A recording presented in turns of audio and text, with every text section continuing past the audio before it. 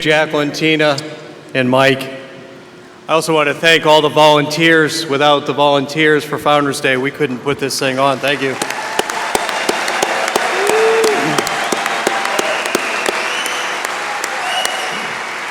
As well as the University of Akron staff. Same thing, they do a lot of work here. Thank you.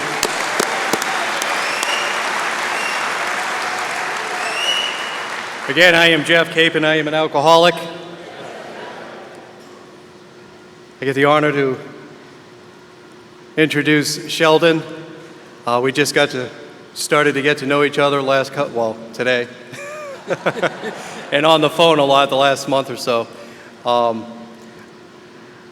You're in for a real treat. I'm not really good at this, so I'm just going to give you here to Sheldon. Thank you.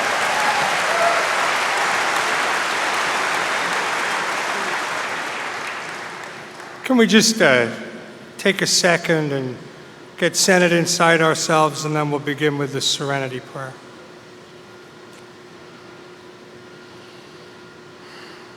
God, grant me the serenity to accept the things I cannot change, the courage to change the things I can, and the wisdom to know the difference. Hi, everybody. My name's Sheldon F. I'm an alcoholic. Is this one heck of a party or what, huh? Woo!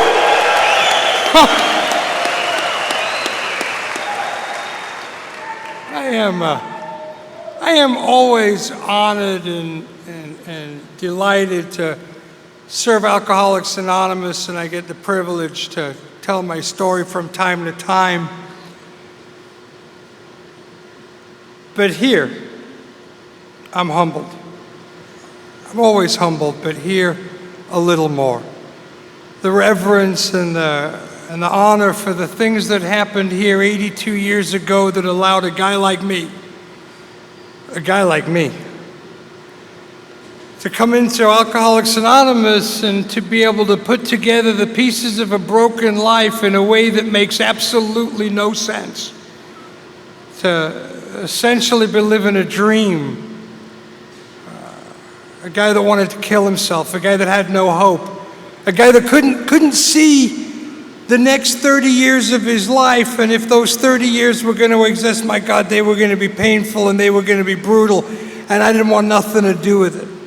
But because of something that happened here 82 years ago, my dad, before he died, got to be with a son he could be proud of. My mom gets to have her son back in her life. You guys heard my beautiful wife read the preamble before the meeting. I get to be a good husband, and we have a son at home, and he gets to have a good dad.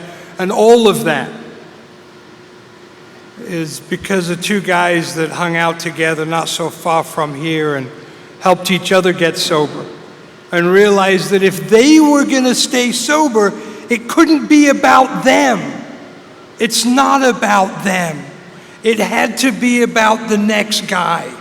It had to be about the chain that led from Bill Wilson through a guy called Chuck, through a guy called Clancy, through a guy called Bob, to a guy called Sheldon.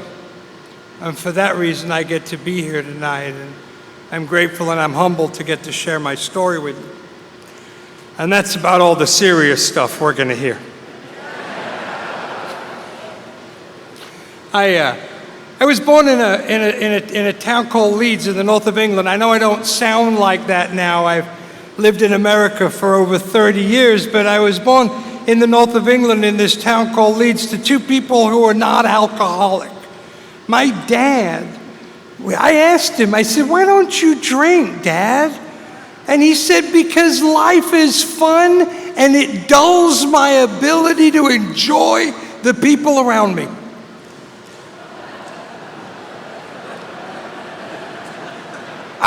I must have been adopted, right? I mean, my mom will have a couple of glasses of wine every now and again. Mother's Day, last year we went out for lunch. She ordered a glass of wine. She started to get a little giddy. She was enjoying it. I had some hope for her.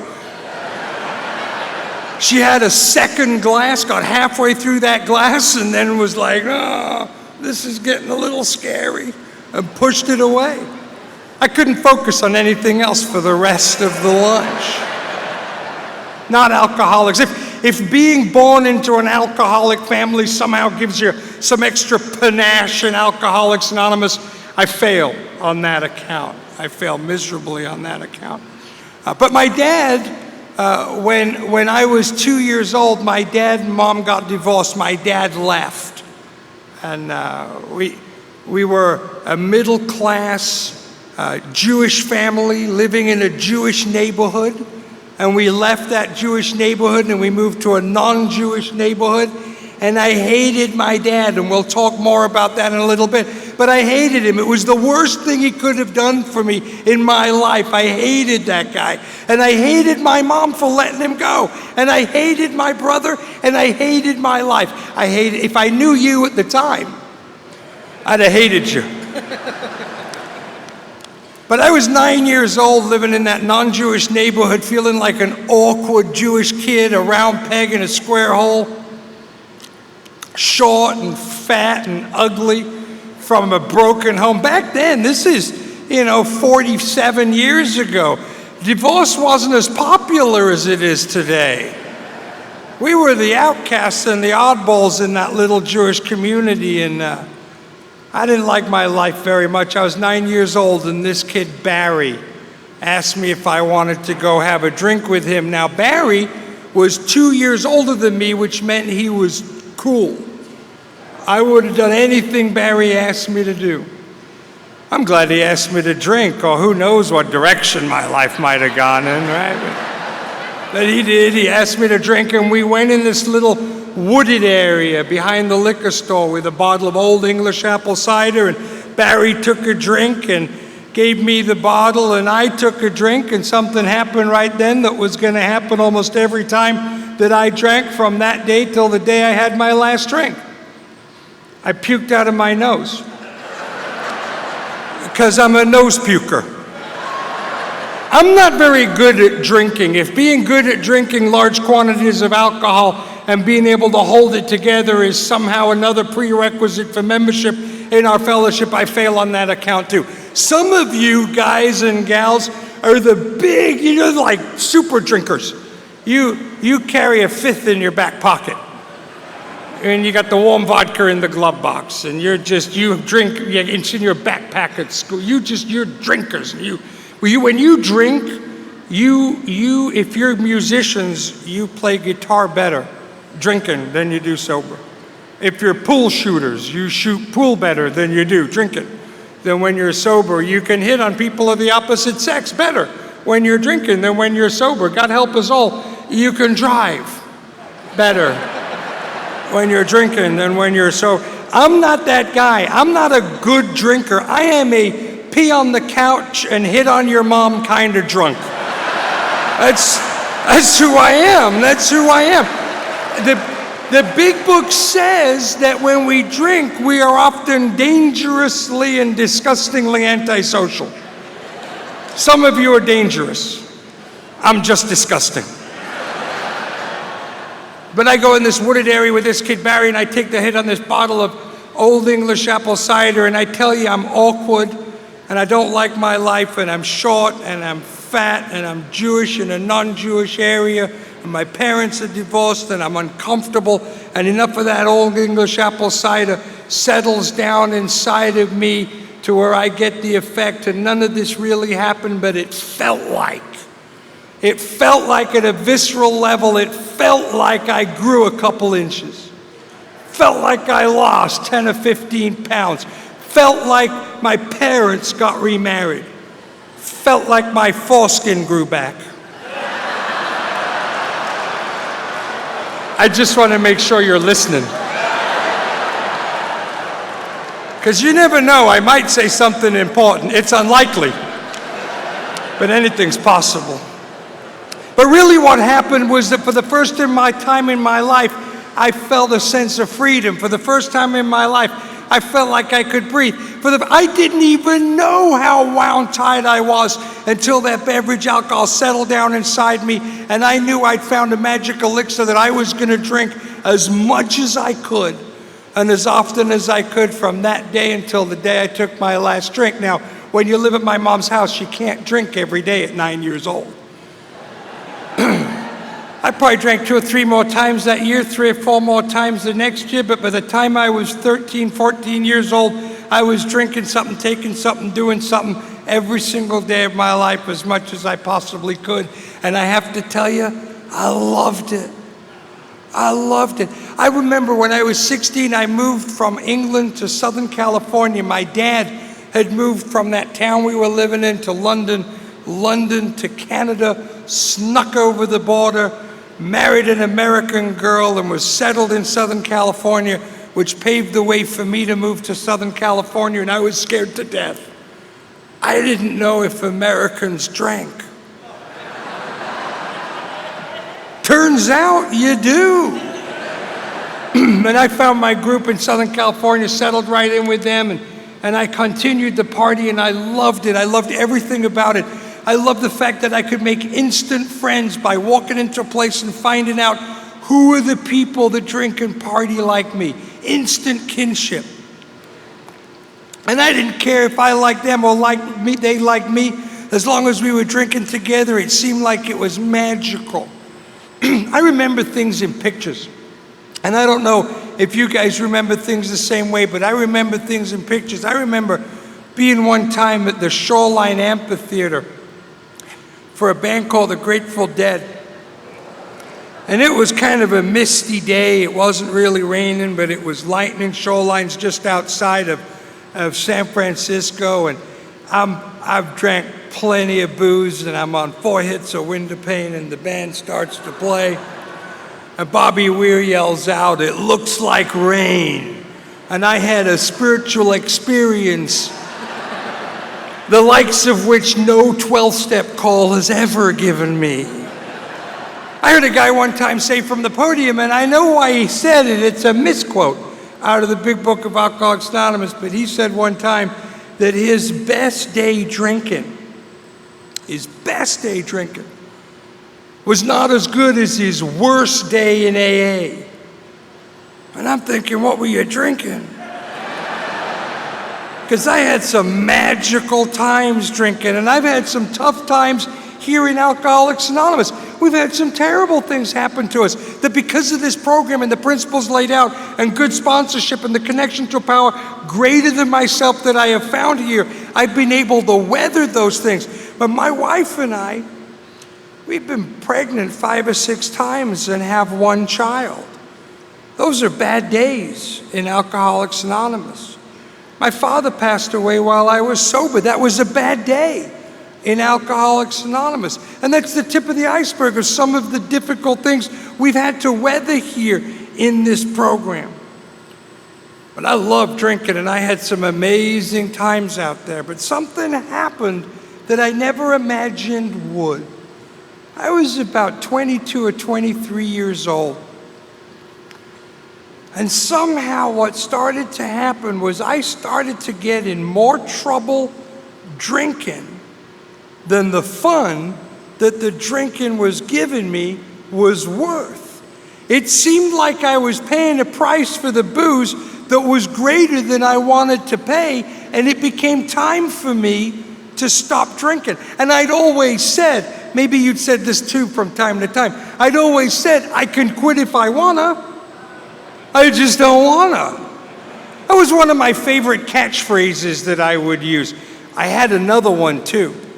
I used to say all the time, I ain't hurting nobody but myself. You ever say that one, anybody? You ever notice when you're saying that to people that you're killing? I would say that to my dad while he had tears in his eyes, begging me to put the pieces of my life back together. And while he's crying, a grown man crying, I would say, what are you crying for, Dad? I'm not hurting nobody but myself. Because I can't even see the pain he's in. I'm so wrapped up in myself, so consumed with how I feel and what it looks like through my eyes. But anyway, I get to 22, 23 years old, and it becomes clear that it's about time that I quit drinking, so I start this journey of swearing off. I'm never going to drink again, I'm not going to do it. But it never seems to work out for me. There was a a fairground pitchman selling Ginsu knives at state and county fairs. But wait, there's more. It's always something I can fall back on if I have to. Through a set of weird circumstances and some really good luck, I ended up on QVC. I was the national spokesperson for a big company. I'm 22 years old, and they're telling me, Sheldon, you got to slow down. You got to quit drinking. You're embarrassing us.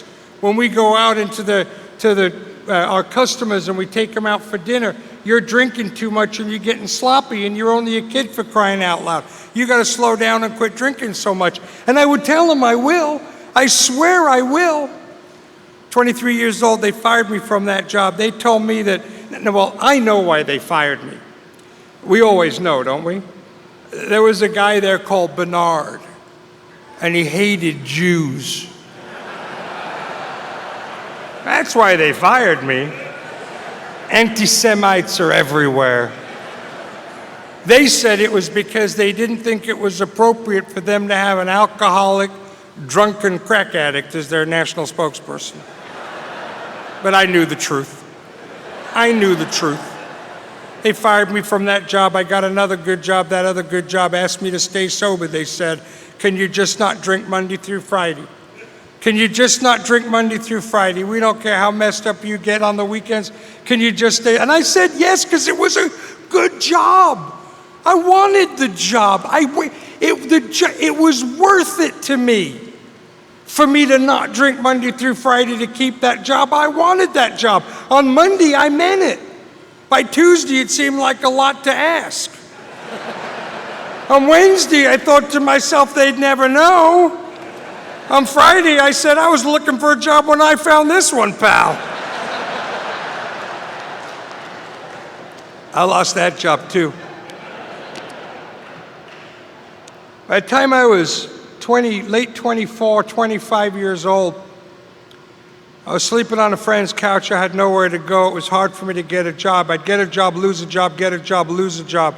I'd gone back into a business I'd been in early on. I was a car salesman, and I started trying to get car lots. They don't care. They'll hire you, got a pulse. They hired me, put me to work. As long as you sell a couple cars, they'll leave you alone. It don't matter how screwed up you are. But I would lose those jobs too. I'd find a way to get myself drummed off the car lot. Eventually, I stole from my friend who was letting me stay at his house. Now, not because I'm a thief. I want you to know that. In Alcoholics Anonymous, we say all the time that we're liars, cheats, and thieves. I'm not. Some of you are. Crowd this big, probably a couple hundred of you. And I want you to know that those of us that are not liars, cheats, and thieves, we know which ones of you are. And we're watching you. But what I am is I'm a survivor. And you get me in a corner, you get me separated from beverage alcohol long enough, you get me thirsty enough, uncomfortable enough, restless enough, discontent enough, you get me enough with my back against the wall, and I will steal not because I'm a thief, but I'll steal because I got to do something to change the way I feel, and it has to happen now. I stole from that guy. He asked me to leave his house, and I had nowhere to go. I couldn't go back to my dad's house. My dad I'd been in and out of there, and they told me I couldn't come back no more. But my dad said he'd help me, and he got me in a hotel room. He said, I'll put you in a hotel room tonight. We'll figure it out tomorrow. He checked me into that hotel, and I went into the bar with his credit card, and I did it again. And I knew when he got that bill that the one person left on the planet that was willing to help me wouldn't help me no more. And I'm not a guy that's going to homeless well, but that's where I'm headed. I went back into that hotel room, and I got a glimpse of me in the eye. I saw me the way you saw me, and I knew who I'd become. And I picked up the phone, and I called a different fellowship, funnily enough, but the man that answered the phone was a member of Alcoholics Anonymous. And he took me to a meeting of Alcoholics Anonymous, and from there he took me to a detox, where I was to spend 7 days in that detox, and from there I was to go into a halfway house. I don't know if anybody's ever stayed in a halfway house. Has anybody ever stayed in a halfway house? Yeah, man. You know, the people that provide the places like that for people for me, like me to live, it's a beautiful deal. This guy was a special guy. This guy said if you have no money, you can move in, you can stay for a week, no pressure or problems. At the end of the week, if we see you're looking for a job, if you're actively seeking a job, you can stay 2 more weeks. You don't owe us nothing. At the end of 3 weeks, if you have a job, you don't owe us for the first month's rent. You stop paying after that. That was a man that was trying to give to Alcoholics Anonymous. That was a beautiful way to run a house. They provided food. They gave you breakfast in the morning, dinner at night, they let you take sandwiches for lunch. These guys were really very cool AA people. People like you and I trying to help the next guy. I loved it. About 27 days in, I wanted to know who the hell they were trying to ask me to do a chore. A chore. They wanted me to make my bed, like somehow that counted, right? That's got something to do with sobriety, for crying out loud. I left there, moved in with some guy in AA, and what happened next was the worst 2.5, 3 and a half years of my life. Because I got drunk to get sober, to get sober, to get drunk, to get drunk, to get sober. You know, I never really intended on burning my life to the ground like that. I never really intended in wearing myself out to the point where I wanted to kill myself. But here's what would happen, is I would go out to the bar for just, here's what happened. Look, if I don't drink, something happens to me that is impossible to explain. I just get uncomfortable, uptight. It's like the best day that I ever get is bored. Bored is a good day. I get frustrated, I get separate, I get alone. My hands get tight, my stomach gets in knots, my head starts to run. It's bizarre. When I'm not drinking, I just get, and I don't want to get drunk. I don't want to get drunk. I do not want to burn my life to the ground again. That's not what I want to do. I just need to take the edge off. I need 1, maybe 2. 1, maybe 2. 3 at the most. No more than 4. But 1, maybe 2 is my goal. 3 at the most. No more than 4. I don't want to burn my life to the ground. I just need to get the edge off a little bit. So I go out and I have a drink. And I tell you, I have full intention of not ruining everything again. But I have that 1, maybe 2. 3 at the most. No more than 4. And then the next thing you know, I'm on number 5, 6, 7, and 8, and I don't know what happened. I don't know what happened, but I tell you, it just seems like I take it to the wall until I'm broke again, or I've lost my job again, or I got nowhere to live again, or my friends and family are mad at me again. I don't even know how it happened or what happened, but it seems like I just went out to get just a little edge off is all I wanted to do, and it went to the wall. And I come to AA and you guys try to explain to me the phenomenon of craving. And I don't understand it. Some guy says to me, you know what happens, Sheldon, is you have a couple of drinks and all of a sudden you drink against your will. Well, I don't know. I mean, it kind of sounds like I'm sitting at home with a bottle of scotch, pour myself a couple of shots, have that second shot, then all of a sudden the bottle grows arms and legs, right? Jumps off the counter, grabs me by the scruff of the neck and throws me down on the kitchen table and starts pouring itself down my throat. The whole time I'm screaming, no, no, I'm an alcoholic, for Christ's sakes. That's not what happens to me. Here's how the phenomenon of craving shows up in my life. I go out for 1, maybe 2. 3 at the most, absolutely no way, no more than 4. I'm done. And then the phenomenon of craving shows up in my life like this. I change my mind. 4's not enough, I need number 5. I change my mind. How could a disease be anything that sounds like it's my idea? But that's the problem, isn't it? Is that I have that 3rd or 4th drink and something happens inside of me that makes it seem to me like it would be a good idea based on the history of my life. I mean, how could anybody have lived my life be where I am and how I am, and think it would be a good idea to have number 5, 6, 7, 8, 9, sloppy again. So I come back into AA and I say, okay, I dig it. I got this phenomenon of craving and I just can't drink, so I'm not gonna. And you would think, if I don't drink, that my life would get better. And it looks like it does. You know, you don't drink for 3 or 4 days, you get a hot bath, few nights sleep, you get some clean clothes, you get a little food in your belly, it looks like your life's getting better. Mine looks like it's getting better. I get a job. That's an improvement, right? I get a paycheck. Things are looking up.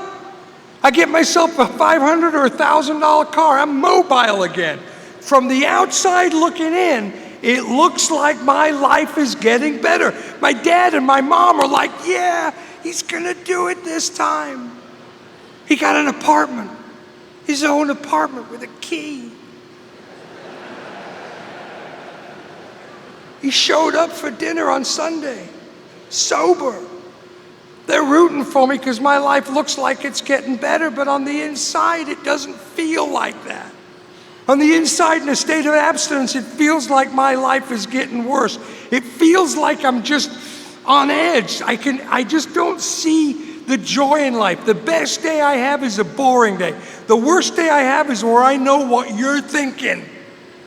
And you ain't thinking nothing good. And I know what you're doing behind my back, and you ain't doing nothing good. And I know what you should be doing. And I know how the world should be. And you know what? There's no hope or future for me, because I know where I'm going. I've never been able to put it together for long. And the whole time in the back of my mind is a statement that is screaming at me. And unfortunately, I know it's true. And the truth is, Sheldon, you're gonna do it again, because you always do. If you'd have asked me before I was able to stay sober, I'm getting 15, 20, 30 days sober. If you'd have said to me, Sheldon, are you gonna stay this time? If I could have told the truth, I'd have said no. Why? I don't know. I never do. What do you mean? I'm gonna drink again. That's what I do. I drink again. I'm the drink again guy. How long are you gonna stay? I don't know that either. 30 days, 60 days, I don't know. But at some point I'm gonna get so gosh darn uncomfortable here that I am gonna drink again against my will, and I don't mean to, but it's gonna happen and I don't know why. I'm going in and out of Alcoholics Anonymous. I'm starting to fantasize about what it would be like if I had the nerve to do the right thing, slam the wheel of the car into the abutment on the freeway, find a way to get the nerve to jump off that tall building. Because I'm getting drunk to get loaded, to get drunk, to get loaded, to get sober, to get drunk, to get sober, to get drunk, and I can't stop. And I'm 27, 28 years old, and I know this is what my life is gonna be like. If I live for 30 years, this is what it's gonna be like, and I can't stand the thought of it. July 17th of 1996, I showed up in Alcoholics Anonymous one more time. It was no different than any other day. If you've been going in and out of Alcoholics Anonymous like I did, and you're waiting for that terrible thing that's going to happen, that if that happens, then you'll stay sober. My experience is that thing happens and then you drink again. My experience is that thing doesn't happen and you linger the way that I was lingering. My experience is that if you just keep showing up and you never stop showing up, and you ignore the people that go, oh, you again, or oh, you done yet, or are you ready this time, or any of the other things that we say to each other while we're doing the dance with the bottle that I did, if you just ignore them and keep showing up one day, that day might be July 17th of 1996 for you, though it was for me. Not a special day. But I showed up at this place called the Kiss Club in Las Vegas, more dead than alive, and I sat down in this room, and I did not expect to stay sober. I stayed there for 2 or 3 days like I normally stay there for 2 or 3 days. And it was noon.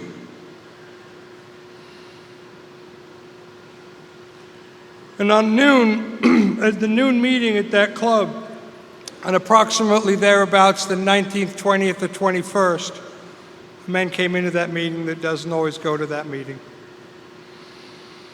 And that man shared about what it felt like for him to be in abstinence of alcohol. He shared about how he felt lonely when he was sober and he couldn't connect to another human being. He shared about how he couldn't connect with his family. He shared about how he didn't feel like a part of the human race. He shared about how in a moment of abstinence, he was so frustrated, uptight, bored, in angst, afraid, that it drove him back to drink even though he knew he shouldn't drink. And at the end of that meeting, I asked that man if he would help me. I didn't have the courage to ask him to sponsor me. I didn't even know what that meant. And he told me he would be my sponsor. And he started me on a journey through the steps of Alcoholics Anonymous. He started taking me to detoxes and book studies and jails, and we started doing the Alcoholics Anonymous hokey cokey together. And I'm so grateful to that man. That man thinks that Alcoholics Anonymous and God saved my life, and I dig it. Me too. I think that man saved my life as much as any of those things, as his way of representing Alcoholics Anonymous and the power that's inside of him. We started this journey through the steps of Alcoholics Anonymous, and we started a conversation about the first step. And I tell you, when you talk about step one to a guy like me, it's pretty clear that a guy like me, I drink when I don't want to drink. I'm powerless over alcohol. I drink when I've sworn I'm never going to drink. I drink when I say that I can't drink no more. I'll drink when I tell you I don't want to drink. I just drink. That's what I do. I drink. We talked about life being unmanageable, and we didn't really talk much about the unmanageability of sobriety. Now we do, because now I have unmanageable sober experience. Then I didn't. So he said something to me like this. He said, "Sheldon, have you ever tried to stay sober before?" And I started laughing. He knew. I told him my story. I've been going in and out for 3.5 years. I tell you what I do. I get a couple of 3 days. I get maybe a week, 2 weeks, 10 days, 3 days. Sometimes I drink after the meeting. I get no days. Sometimes I show up drunk, so I have minus days when I get to the meeting. I got 60 days. I got 30 days twice, and I lied about 60 days once. And I've been doing it for 3 years. Average of 10 days at a time I would stay sober. 365 days in a year. Every 10 days, about 30. About 35. 3 years, 3 times 35, about 100. About 100 times I come to Alcoholics Anonymous, swore I'd never drink again, and drank again. Have I ever drank again after I swore I wouldn't? About 100. Well, what do they all have in common? What do you mean? I mean, is there anything that every time you got drunk, they haven't, that they're real, what is it 100 times that makes you drink? I don't know. I mean, the last time you drank, why'd you drink? Got fired from a job. Got fired from a job when you had a drink. Sounds like a good reason to me. Yeah, absolutely. Did you get fired from a job every time you went on a relapse? Well, not every time. Okay. Time before. What happened? Got rejected by a girl. Did you get rejected by a girl every time you went drinking after you swore you wouldn't? Well, more often than I'd like to admit, but not every time. Well, what do they all have in common? I don't know. He said he did. He said that absolutely every time I took a drink, after I swore that I didn't want to drink no more, every single time, one thing was in common. I was as physically sober as I am right now. And I would suggest that anybody with a full knowledge of what drinking is going to do to him, having sworn that he'll never drink again, drinks again, not once, not twice, but 100 times, that looks a little unmanageable to me. I would suggest a guy like that find a new manager for his life. Fine, I'm unmanageable. Whatever. Well, let's look at step 2. Well, I can't do step 2. Can't do step 2, can't do step 3. We can forget those 2 steps. We should move right along. What do you mean can't do step 2, can't do step 3? Can't do step 2, can't do step 3. Have not come to believe in God, don't believe in God, not interested in God. No way, can't. So I can't turn my life over to God either. Not doing God, God's not on the program. No God for me. I grew up in a Jewish home, I told you that, but the truth is it was an atheist Jewish home. What that means is that we're Jews, but we know we're wrong.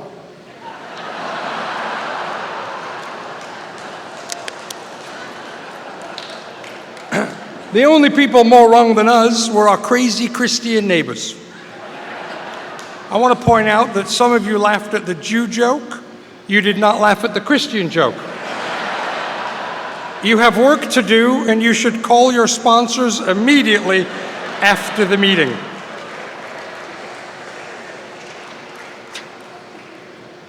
I went to a Jewish day school. I was there for 4 years. And there was a teacher there that he was violent with me, and he was allowed to be because of the laws in England at the time, and I hated that man. He represented authority in the Jewish faith, and he was mean and he was violent, and I hated him. And so I turned my back on the Jewish faith. There was another teacher there. He happened to run the choir, and the guy that ran the choir got in trouble for messing with little boys and little girls. So for my Catholic friends, it's not only you, it's us too. I hated him. I hated him. I was resentful at him, and I'm not sure why I was resentful at him.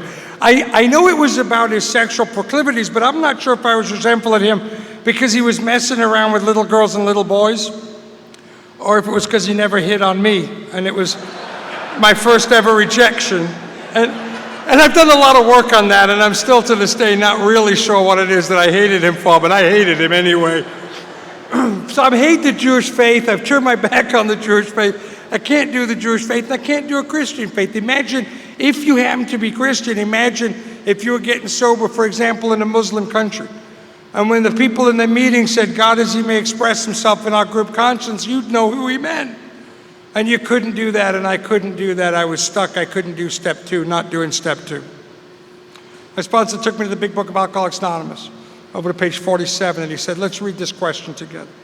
He said, here's what step 2 is. He said, the question is this: do you now believe? And I said, I don't. No. He said, I know you don't believe in God. No, I don't. I do not believe in God. Stop asking if I believe in God. I don't believe in God. He said, I know. But it's a comma, not a period. Can we read the rest of the sentence? Okay. Do I now believe, or am I even willing to believe in a power greater than myself? What does that mean?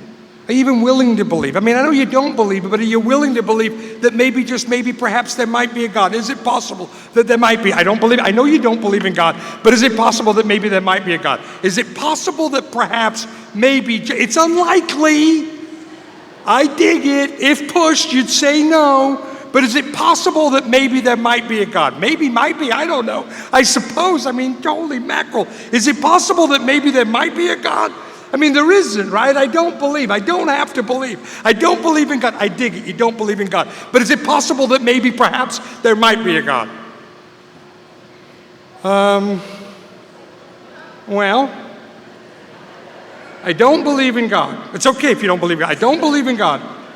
But is it possible that maybe God might, possibly as unlikely as I think it is, maybe he might exist? Yeah? I mean, I don't have to commit, right? No commitment. Just maybe, perhaps, possibly there might be. Yes, okay, yes. Well, the big book then says as soon as a man can say that he does believe, which I didn't, or he's even willing to believe, which I suppose I was, we emphatically ensure him he's on his way. What does that mean? Yeah, baby, you're done with step 2. Boom! So, if you came here tonight stuck on step 2, we just did it together. Right?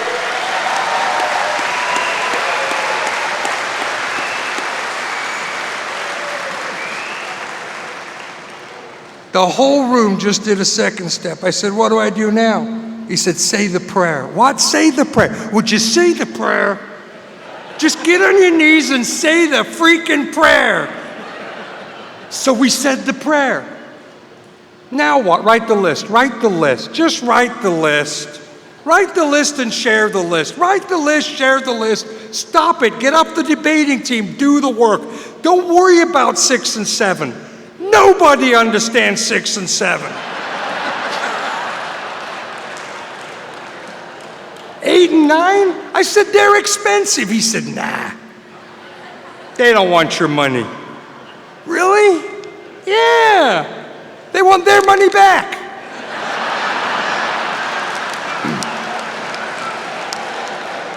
It was an old timer that I went to and I complained and I said, you know, this 9 step's ridiculous. I said, if I do this, do you have any idea based on my income and how much I owe, how long it will take? He said, how long? I said, 30 30 years. He smiled. He said, you know what you'll have at the end? I said, what? He said, 30 years.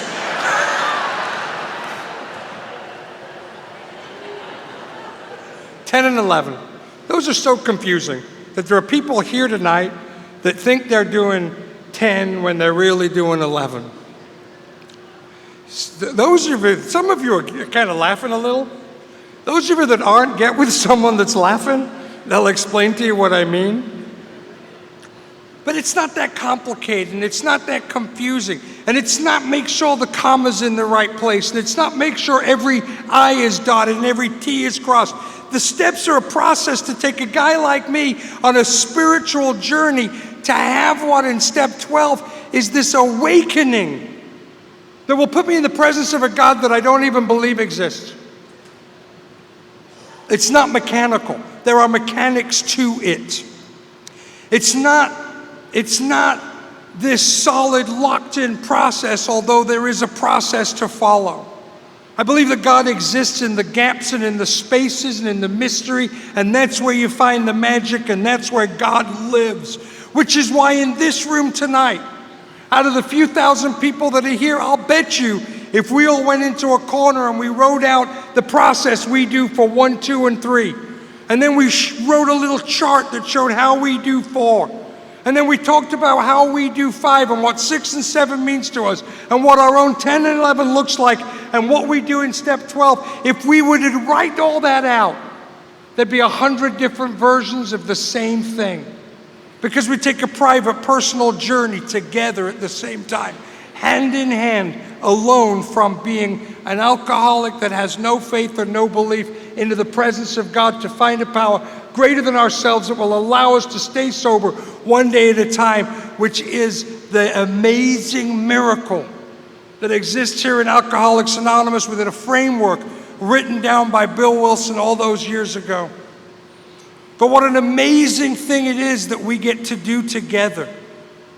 There's that beautiful poem that many of you have heard that I won't waste my time reciting, but that poem by Shoemaker, I Stand by the Door, that those of us that get to go through this journey and come out the other side and be doorkeepers, to be here as the new man walks into Alcoholics Anonymous, and to show him the magic and the mystery that is God that we have found here, is such a beautiful gift that is given to us.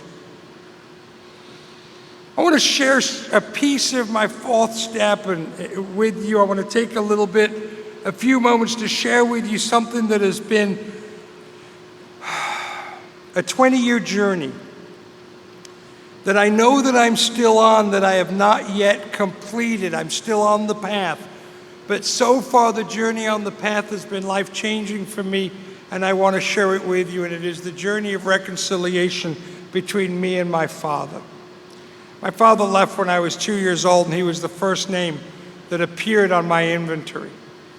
My dad. I hated my dad. Don't want to talk about my dad. Why do you hate your dad? Hate my dad because my dad left when I was 2 years old. My dad's a no-good SOB. What is affected? Everything is affected. Everything is affected financially, personal relations, security. Everything is affected. Self-esteem, pride, ambition. There is not an area of my life that is not affected by what that man did to me. I hate him.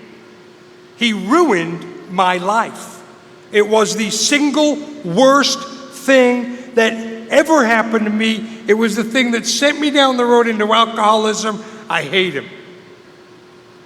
My sponsor, bless his soul, starts trying to take me through this was our cause. Well, could you imagine being in your dad's shoes? Well, this, well, that. He says, perhaps your dad did the best for you that he could with the tools he had at his disposal. To which I'm thinking, get new tools, right? You're the dad, get new tools. I hate my dad. He gave up on my dad, said, okay, let's talk about your mom. Mom and I weren't that close. Hated her too, she was number 2 on the list. Why'd you hate her? Screamed and yelled a lot. My mom dealt with depression and panic attacks. Al-Anon family groups if anyone from Al-Anon is here, I'm so grateful for what you did to my mom and changed her the way you did. but this is before you got your hands on her. And she was a difficult woman to live with, and I hated living with my mom.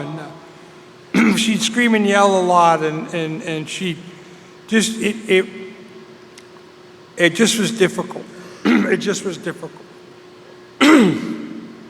My sponsor started to ask me what it must have been like to be my mom. And the truth is, with my mom moved, I forgot this. When I moved from that middle-class house into that non-Jewish neighborhood, I was only paying attention to the fact that I went through that. I forgot she went through that too. That happened to her too. And she had to deal with that embarrassment and uncomfortability too. I forgot that she had been put in that position, and I forgot this. She couldn't work because we were a welfare family and she needed a little bit more money, but if she'd have worked, back in those days, any money she would have made would not have come in the house. It would have reduced the benefits.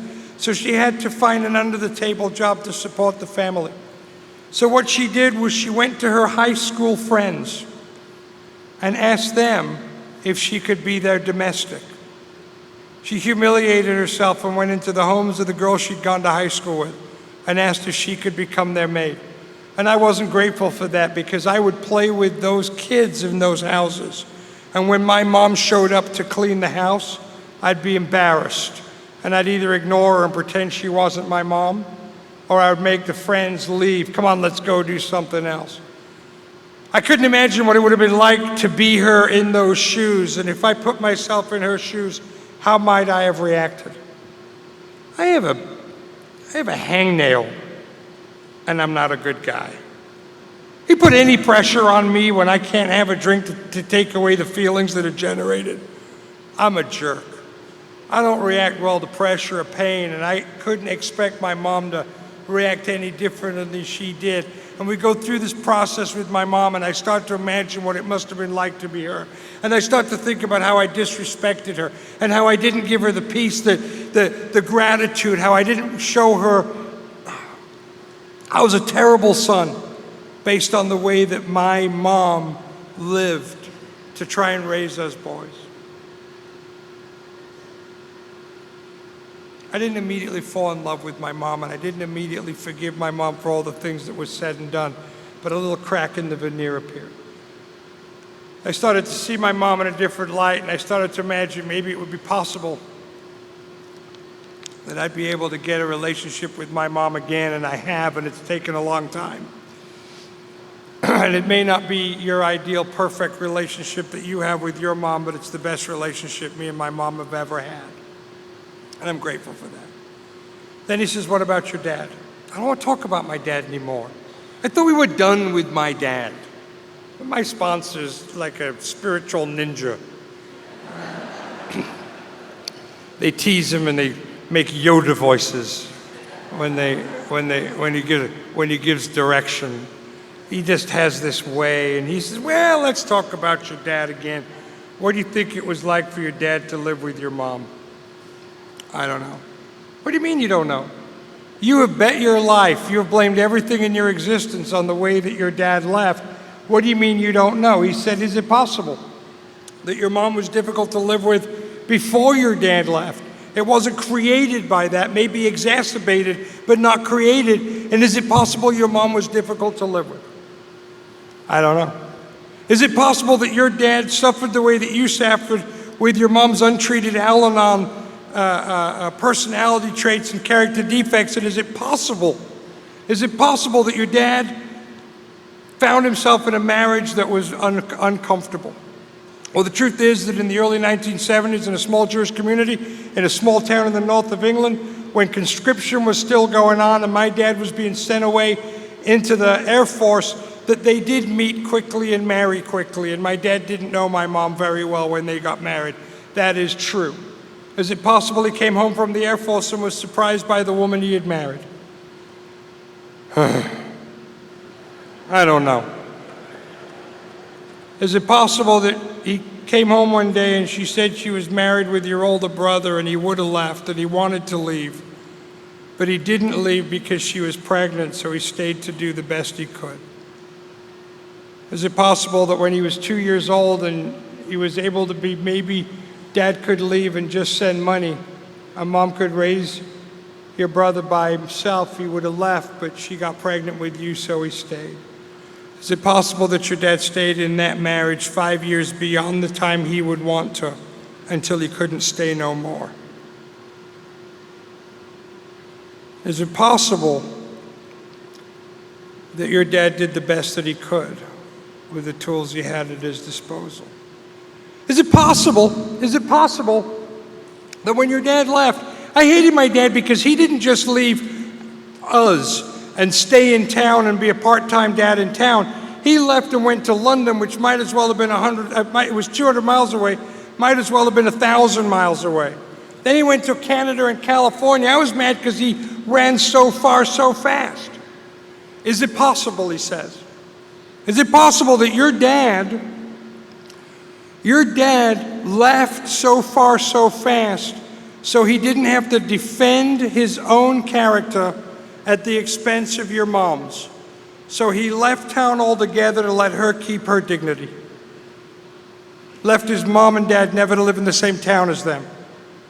Left his brothers never to live in the same town as them. Left his kids. I don't know.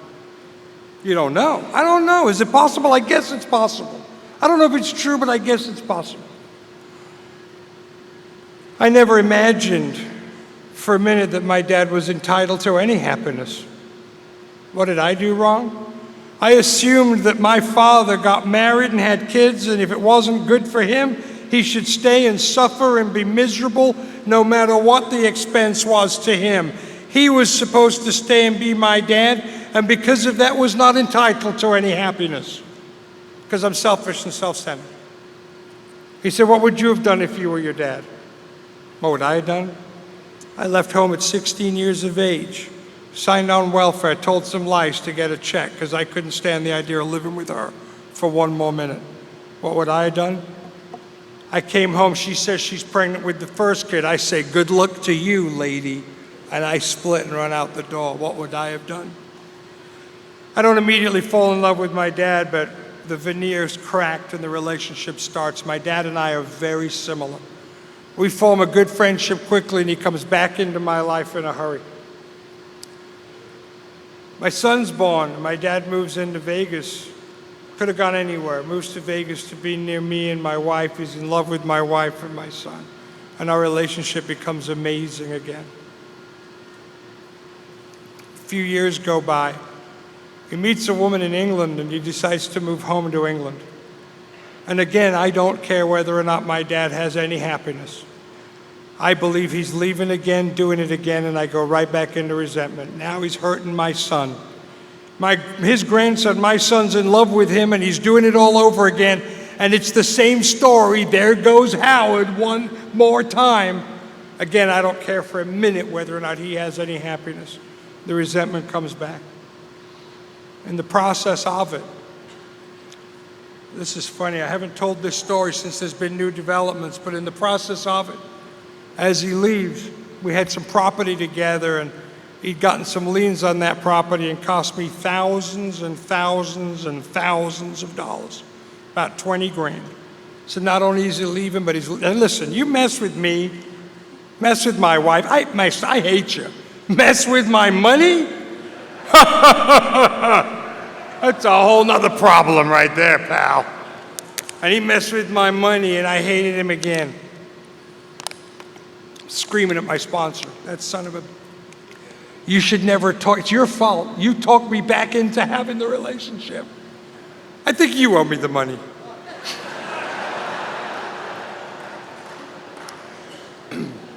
Then my dad gets sick. My dad gets sick, and I get the call, and I got to go back to my dad, and I'm talking to my sponsor, and I tell him I never want to see my dad again, and I don't want to have a relationship with him, and he says to me this. He says, you can do whatever you want, Sheldon. You're sober a long time, but you got to do it with your eyes open. You got to do it with your eyes open where you freely and willingly admit what it is and what the effects are. If you never want to have a relationship with your dad again, you can write him off. Your dad's probably going to live about another 4 or 5 years. You can punish him for 5 years, and then he'll die. You can do that. You, on the other hand, will probably live another 40 years, And for 40 years, you will know that you came from a rotten son of a gun, that you come from bad people, that your father's no good. You'll be haunted by his memory, and it will ruin and destroy your character and be a stain on your soul. But you can do that if you'd like. Then you'll die. Your son, however, will live 40 years beyond that, a total of 80 years, and he'll know the same thing. He'll know he came from no good people. He'll know that his father's father ripped up his father, and that's the kind of people he came from. And you can leave him with that knowledge of his genealogy. One more thing. Do you think you'll ever let your son down? Of course I will. Okay. When you do, what lesson do you want him to have learned? The Fedi men, when their father lets them down, do they forgive him, or do they write him out of their lives? What lesson do you want to teach your son about the forgiveness a boy should have for his father? What lesson do you want to teach?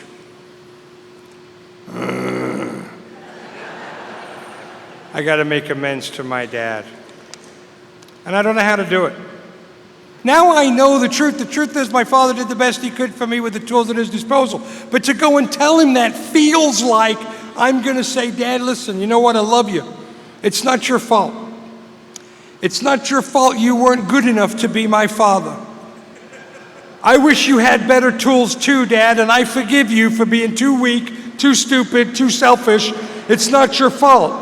I, on the other hand, because of Alcoholics Anonymous and loving and benevolent and forgiving, and I forgive you for being weak and stupid. It's not your fault, Dad. I couldn't find, that's what it says when I say, Dad, you didn't have the tools at your disposal. That's what that sounds like to hear. So I try to find a way to express to my dad what I want to tell him. And I'm on the flight on the way over to England. And he's sick, and I say to him, Dad, I say, you know, I want you to know I'm glad that you're my father.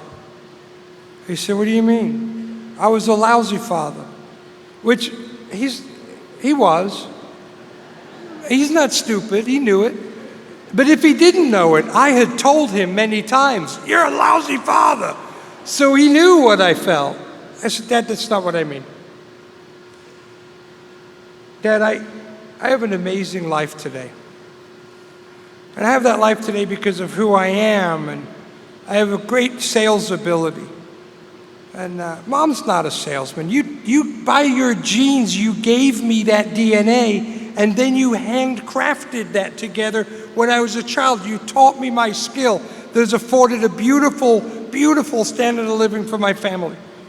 I wouldn't be that man unless you were my father. Some people tell me I got a great sense of humor. Mom, not so funny. That's from you, Dad. If you were not my father and your DNA and your blood was not in my veins and you hadn't taught me the things you taught me, I wouldn't be the man that I am today. I am grateful you are my father, and I want you to know I love you. And he put his head down and he started to cry, and I thought, yeah, that's a good amends. Can't wait to tell Bob about this one. He picks his head up and he's crying, and he said, I got to tell you something, Sheldon. You know I'm dying. And he was, and I knew. And I said, I know, Dad, I know you're dying. He said, I don't know what happens next. I don't know if there's another life. I don't know if it's reincarnation, heaven, judgment, or if the lights just go out. I don't know. But if I get another shot at this world, he says, I hope I can come back the kind of man that Alcoholics Anonymous has made you into.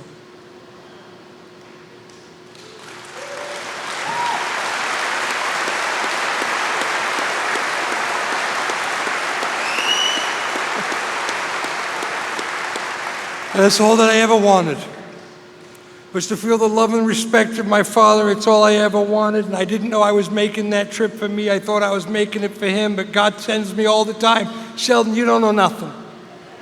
You don't know nothing. My father passed shortly after I held his hand when he died. It was him and I in the room together.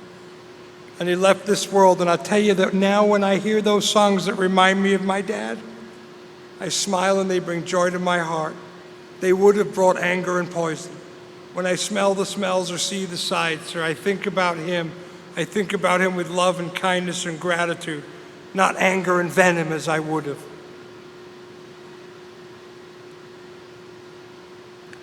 I tell you that the worst thing that ever happened in my life was my dad leaving. I want to tell you about my level of dishonesty, selfishness, self-centeredness, and what Clancy talks about, this disease of perception, my failed perception at this life that God has given me. I would have told you far into my sobriety that the worst thing that ever happened to me was that my dad left. I love my life. I love my wife. I love our son. I love my sponsor. I love our home group. I love the friends that are in and out of my home all week long in Alcoholics Anonymous. I love my career. I love my life. My life exists the way it does for one reason: because my dad left when I was 2 years old. Had my dad not left, I'd still be in Leeds where my wife doesn't live. I'd have never met her. Where my career isn't. I might have another good wife. I don't know. I don't think so. Not as good as you, dear. Who knows what my life would have looked like, but it wouldn't have looked like it does today, and I love it today. I am so dishonest that I will tell you the worst thing that ever happened to me is probably the best thing that ever happened to me, because I don't know. I didn't know I needed God. I didn't know I needed you. I didn't know my life was perfect if I would just surrender to it. If you would have asked my dad, what is the gift of Alcoholics Anonymous, he would have told you it was that his little boy don't drink no more or smoke no more crack. If you'd asked my mom what the gift of Alcoholics Anonymous was, she'd tell you that a little boy doesn't drink that whiskey no more that makes him crazy. You want to know what the gift is of Alcoholics Anonymous? I'm here to tell you in my life, it's that I have not considered suicide as a viable option for myself since July 17th of 1996, and that is a gift that you brought me.